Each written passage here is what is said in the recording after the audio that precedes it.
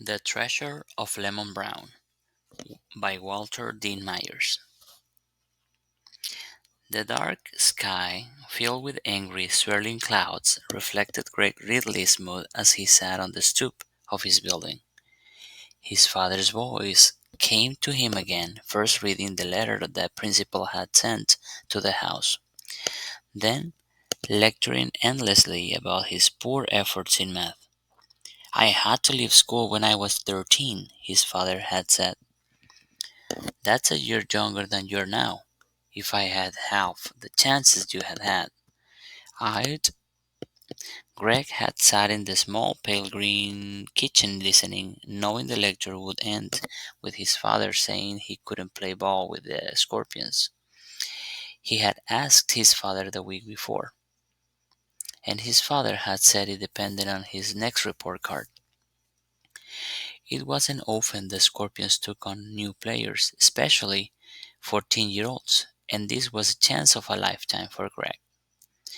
He hadn't been allowed to play high school ball, which he had really wanted to do, but playing for the community center team was the next best thing. Report cards were due in a week, and Greg had been hoping for the best. But the principals had ended the suspense early when she sent that letter saying Greg would probably fail math if he didn't spend more time studying. And you wanna play basketball? His father's brows knitted over the deep brown eyes. That must be some kind of a joke. Now you just get into your room and hit those books. That had been 2 nights before. His father's words, like the distant thunder that now echoed through the streets of Harlem, still rumbled softly in his ears. It was beginning to cool. Gusts of wind made bits of paper dance between the parked cars. There was a flash of nearby lightning, and soon large drops of rain splashed onto his jeans. He stood to go upstairs, thought of the lecture that probably awaited him if he did anything except shut himself in his room with his math book, and started walking down the street instead. Down the block there was an old tenement that had been abandoned for some months. Some of the guys had held an impromptu checker tournament there the week before, and Greg had noticed the door, once boarded over, had been slightly ajar. Pulling his collar up as high as he could, he checked for the traffic and made dash across the street. He reached the house just as another flash of lightning changed the night to day for an instant, then returned the graffiti-scarred building to the grim shadows. He bolted over the outer stairs and pushed tentatively on the door. It was open, and he let himself in. The inside of the building was dark except for the dim light that filtered through the dirty windows from the street lamps. There was a room a few feet from the door, and from where he stood at the entrance, Greg could see a squarish patch of light on the floor. He entered the room, frowning at the musty smell. It was a large room that might have been someone's parlor at one time.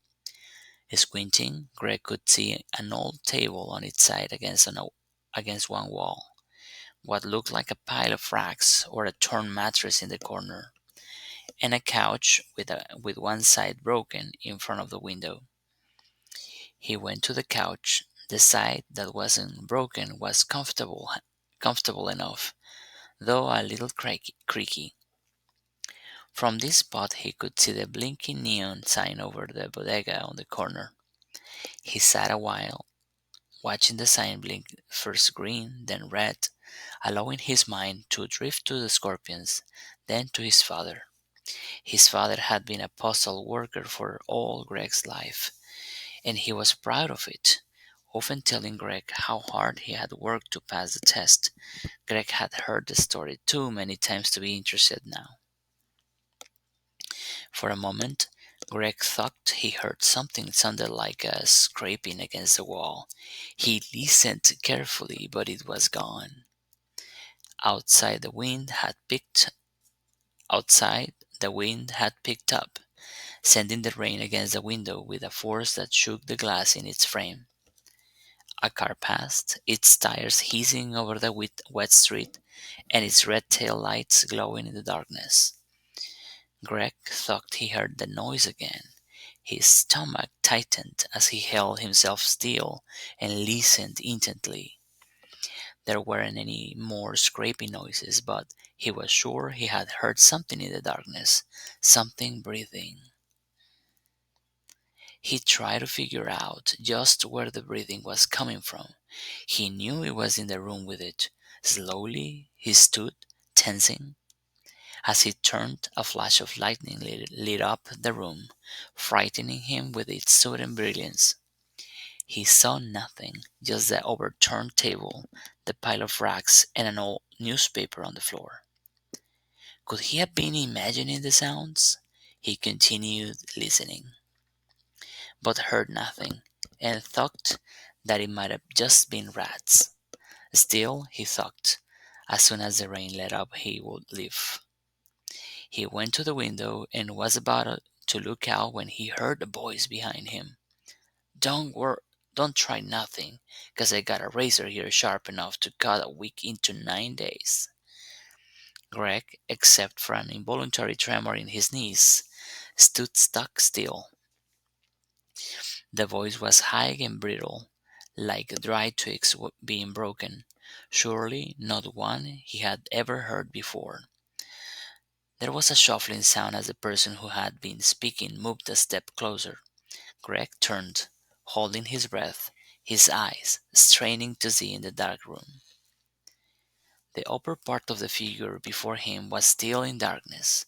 The lower half was in the dim rectangle of light that fell unevenly from the window. There were 2 feet in cracked, dirty shoes from which rose legs that were wrapped in rags. "Who are you?" Greg hardly recognized his own voice. "I'm Lemon Brown," came the answer. "Who are you?" "Greg Ridley." "What you doing here?" The figure shuffled forward again, and Greg took a small step backward. "It's raining," Greg said. "I can see that," the figure said. The person who called himself Lemon Brown peered forward, and Greg could see him clearly. He was an old man. His black, heavily wrinkled face was surrounded by a halo of crinkly white hair and whiskers that seemed to separate his head from the layers of dirty coats piled on his smallish frame. His pants were backed to the knee, where they were met with rags that went down to the old shoes. The rags were held on with strings. The rags were held on with strings, and there was a rope around his middle. Greg relaxed, and he had seen the man before, picking through the trash on the corner and pulling clothes out of a Salvation Army box. There was no sign of the razor that could cut a week into 9 days. "What are you doing here?" Greg asked. "This is where I am staying," Lemon Brown said. "What you here for?" "Told you it was raining out," Greg said, leaning against the back of the couch until he felt it give slightly. "And you got home? And you got no home?" "I got a home," Greg answered. "You ain't one of them bad boys looking for my treasure, is you?" Lemon Brown cocked his head to one side and squinted one eye. "Because I told you I got me a razor." "I'm not looking for your treasure," Greg answered, smiling, "if you have one." "What do you mean if I have one?" Lemon Brown said. "Every man got a treasure. You don't know that? You must be a fool." "Sure," Greg said. He sat on the sofa and put one leg over the back. "What do you have, gold coins?" "Don't worry none what I got," Lemon Brown said. You know who I am.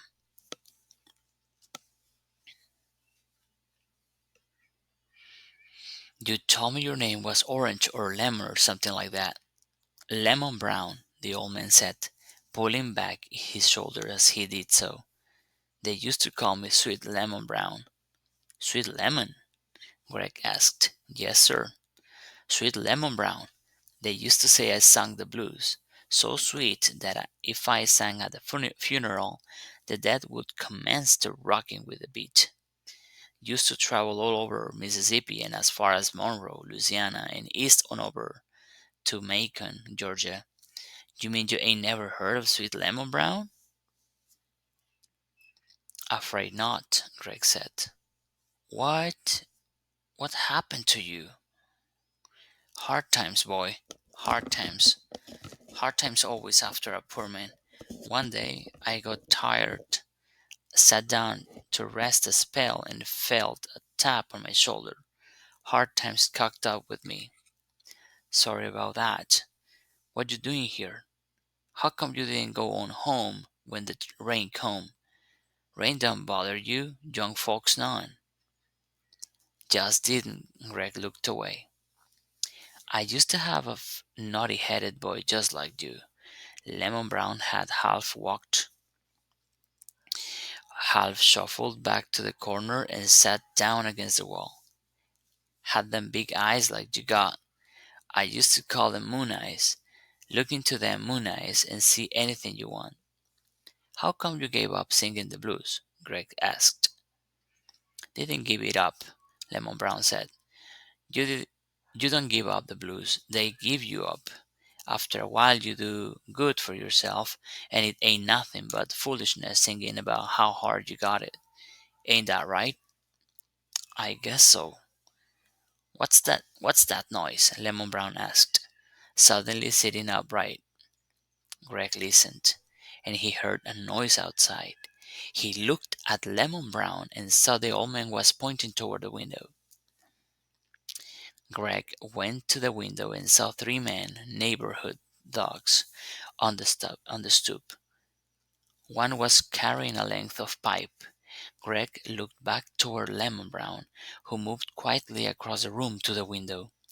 The old man looked out, then beckoned frantically for Greg to follow him. For a moment, Greg couldn't move. Then he found himself following Lemon Brown into the hallway and up darkened stairs. Greg followed as closely as he could. They reached the top of the stairs, and Greg felt Lemon Brown's hand first lying on his shoulder, then probing down his arm until he finally took Greg's hand into his own as they crouched into the darkness. This bad man, Lemon Brown whispered. His breath was warm against Greg's skin. Hey, Ragman, a voice called. We know you're in here. You got what you got up under them racks? What you got up under them racks? You got any money? Silence. We don't want to have that to come in and hurt you, old man, but we don't mind if we have to. Lemon Brown squeezed Greg's hand in his own heart. Gnarled first, gnarled fist. I'm sorry. Lemon Brown squeezed Greg's hand in his own hard, gnarled fist. There was a banging downstairs and a light as the men entered. They banged around noisily, calling for the ragman. We heard you talking about your treasure, the voice was slurred. We just want to see it, that's all. You sure he's here? One voice seemed to come from the room with the sofa. Yeah, he stays here every night. There's another room over there. I'm gonna take a look. You got that flashlight? Yeah, here. Take the pipe too. Greg opened his mouth to quiet the sound of his breath as he sucked it in, uneasily. A beam of light hit the wall a few feet opposite him, then went out. Ain't nobody in that room, a voice said. You think he gone or something? I don't know, came the answer. All I know is that I heard him talking about some kind of treasure. You know, they found that shopping bag lady with that money in her bags. Yeah, you think he's upstairs? Hey, old man, are you up there? Silence. Watch my back, I'm going up. There was a footstep on the stairs, and the beam from the flashlights danced crazily along the peeling wallpaper. Greg held his breath. There was another step and a loud crashing noise as the man banged the pipe against the wooden banister. Greg could feel his temples throb as the man slowly neared them.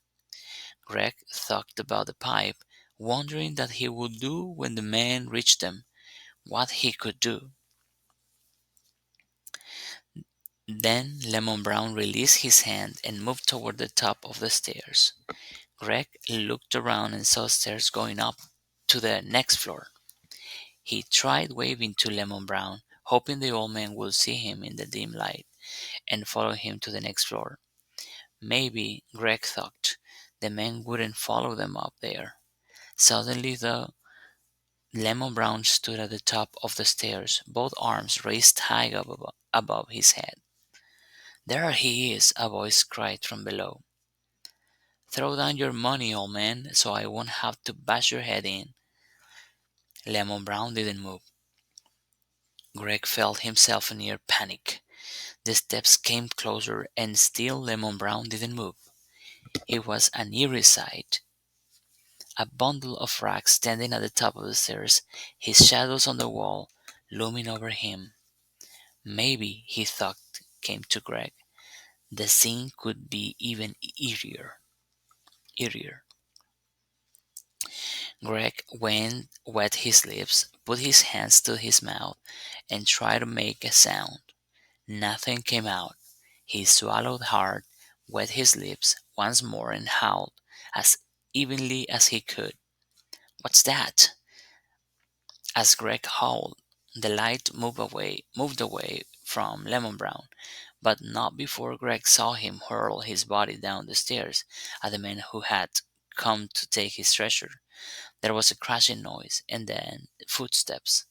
A rush of warm air came in as the downstairs door opened. Then there was only an ominous silence. Greg stood on the landing. He listened, and after a while there was another sound on the staircase. Mr. Brown, he called. Yeah, it's me, came the answer. I got their flashlight. Greg exhaled in relief as Lemon Brown made his way slowly back up the stairs. You okay? Few bumps and bruises, Lemon Brown said. I think I'd better be going, Greg said, his breath returning to normal. You'd better leave, too, because they come back. They may hang around outside for a while, Lemon Brown said, but they ain't getting their nerve up to come in here again. Not with crazy old ragman and howling spooks. Bet you stay a while till the coast is clear. I'm heading out west tomorrow, out to East St. Louis. They were talking about treasures, Greg said. You really have a treasure? What I tell you? Didn't I tell you every man got a treasure? Lemon Brown said. You wanna see mine? If you wanna show me, Greg shrugged. Let's look out the window first, see what them scoundrels be doing, Lemon Brown said. They followed the oval beam of the flashlight into one of the rooms and looked out the window. They saw the men who had tried to take the treasure sitting on the curb near the corner. One of them had his pants leg up, looking at his knee. You sure you're not hurt? Greg asked Lemon Brown. Nothing that ain't been hurt before, Lemon Brown said. When you get as old as me, all you say when something hurts is howdy, Mr. Payne, sees you back again. Then when Mr. Payne see he can't worry you none, he go on mess with somebody else. Greg smiled. Here, you hold this. Lemon Brown gave Greg the flashlight. He sat on the floor near Greg and carefully untied the strings that held the racks on his right leg. When he took the racks away, Greg saw a piece of plastic. The old man carefully took off the plastic and unfolded it. He revealed some yellow newspaper clippings and a battered harmonica. "There it be," he said, nodding his head. "There it be." Greg looked at the old man, saw the distant look in his eyes, then turned to the clippings. They told of Sweet Lemon Brown, a blues singer and an harmonica player who was appearing at different theaters in the South. One of the clippings said he had been the hit of the show, although not the headliner. All of the clippings were reviews of shows Lemon Brown had been in more than 50 years ago.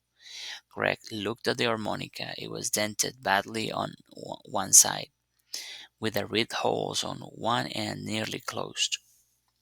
"I used to travel and make money for to feed my wife and Jesse. That's my boy's name. Used to feed them good too. Then his mama died, and he stayed with his mama's sister.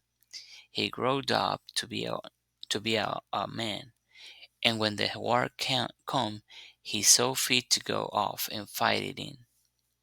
I didn't have nothing to give him except these things that told him who I was and what he come from. If you know your papi did something, you know you can do something too.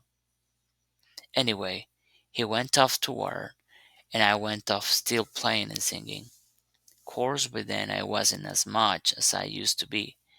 Not without somebody to make it worth the while. You know what I mean?" "Yeah," Greg nodded, not quite really knowing. "I traveled around, and one time I come home and there was this letter saying Jesse got killed in the war. Broke my heart. It truly did. They sent back what he had with him over there, and what it was is this old mouth fiddle and these clippings. Him carrying it around with him like that told me it meant something to him. That was my treasure, and when I give it to him, he treated it just like that, a treasure. Ain't that something?" "Yeah, I guess so," Greg said. "You guess so?" Lemon Brown's voice rose on an octave as he started up to put his treasure back into the plastic. "Well, you gotta guess 'cause you don't know nothing. Don't know enough to get home when it's raining." I mean, you're right. You okay for a youngster?" the old man said as he tied the strings around his leg. "Better than those scalawags what come here looking for my treasure. That's for sure." "You really think the treasure of yours was worth fighting for?" Greg asked against a pipe. "What else a man got excepting what he can pass on to his son or his daughter if she be his oldest?" Lemon Brown said. "For a big-headed boy, you sure do ask the foolishest questions." Lemon Brown got up after patting his rags in place and looked out the window again. "Looks like they're gone. You get on you get on out of here and get yourself home. I'll be watching from the window so you'll be all right." Lemon Brown went down the stairs behind Greg. When they reached the front door, the old man looked out first, saw the street was clear, and told Greg to scoot on home. "You sure you'll be okay?" Greg asked. "Now, didn't I tell you I was going to East St. Louis in the morning?" Lemon Brown asked.